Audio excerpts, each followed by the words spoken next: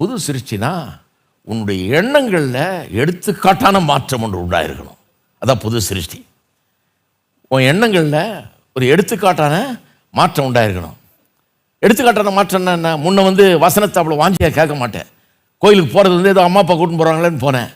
பைபிளை வாசிக்கிறது வீட்டில் சொல்கிறாங்களேன்னு வாசித்தேன். சிலர் அப்படி இருக்கிறாங்க பாருங்கள். நான் புது சிருஷ்டியாக இருக்கிறேன்னா எனக்கிட்ட இவ்வளோ பிரச்சனை இருக்குது, இவ்வளோ பாவங்கள் இருக்குது, குறைகள் இருக்குது, அப்போ நான் புது சிருஷ்டியா அப்படின்னு கேட்குறதுக்கு அவர் சொல்கிறாரு, நீ காலையில் 5 மணிக்கெலாம் எழுந்திரிச்சு 6 மணிக்கெலாம் கிளம்பி எவனோ கூட காரில் ஏறிட்டு வர்ற ஒவ்வொரு ஞாயிற்றுக்கிழமை வர 3 மணி நேரம் நான் பிரசங்கம் பண்ணுறது உட்காந்து கேட்குறேன். இந்த ஊரில் எத்தனை பேர் காப்பான் என்னார்?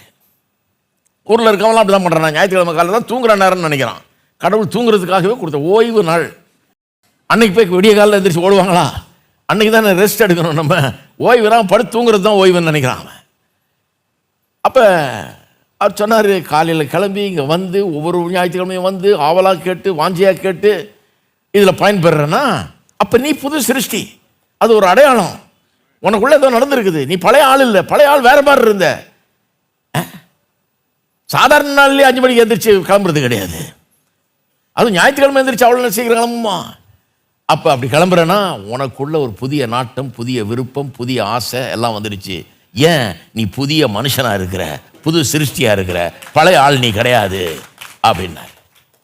புதிய நண்பர்கள், புதிய விருப்பம், ஜெபிக்கிறதுக்கு ஒரு விருப்பம். நான் அதெல்லாம் பார்த்தேன் பாருங்க. எனக்குள்ள அந்த விருப்பம் இருக்குது. சாப்பிளில் ஜெபம் பண்ணிட்டு இருப்பாங்க இருட்டில், மிட் நைட்டில். நானும் போய் உட்காந்து ஜெபம் பண்ண ஆரம்பித்தேன். அப்படியே ஒரு வாரமாக உட்காந்து நானும் ஜெபம் பண்ண. அந்த மாதிரிலாம் ஜெபம் பண்ணது கிடையாது. இதெல்லாம் ரொம்ப ஓவர்னு நினச்சாள். நானும் போய் ஜெபம் பண்ண ஆரம்பித்தேன். இதனால தான் மாற ஆரம்பித்தேன் பாருங்க. இன்னும் அப்போ உள்ளே புது சிருஷ்டியாக மாறினதுக்குரிய அடையாளங்கள் இவைகள் எல்லாம். கம்யூனியன் டைமில் 3/4 நேரம் எந்திரிச்சு நானே வெளியே போயிடுவேன். ஏன்னா செத்தே போயிடுவேன்ட்டாங்க. உனக்கு தகுதியே இல்லை, நீ எப்படி கம்யூனியன் எடுப்பேன் அப்படின்னு கை காலம் நடிங்க மொல்லமாக எந்திரிச்சு அப்படியே மொல்லமாக போய் வெளியே இருந்து எட்டி பார்த்துட்டு இருப்பேன். அவர் எப்படி எடுக்கிறாரு? அந்த ஆள் மட்டும் எடுக்கிறாரு. இருந்தாலும் நல்லா தெரியுமா எனக்கு, இந்த ஆள் மட்டும் எப்படி உட்காந்துட்டு இருக்கிறாரு. எனக்கு தெரியுது உள்ளே இருக்கிறவங்கெல்லாம் பொய்யர்கள். வெளியே இருக்கிற எங்கள் குரூப்பை பார்த்தா அவங்க தான் உண்மையான ஆளுங்க மாதிரி தெரியுது. அட்லீஸ்ட் ஒத்துக்கிட்டாங்க பாவின்னு. எப்போங்க கம்யூனியன் எடுக்கிறது? பரலோகம் போய் தான் கம்யூனியன் எடுக்கணும். பர்ஃபெக்ஷன் வந்த பிறகு தான் கம்யூனியன்னா, பரலோகம் போன பிறகு தான் கம்யூனியன். இதெல்லாம் எனக்கு விளங்கவே இல்லை பாருங்க. இவர் சொன்ன பிறகு தான் விளங்குது.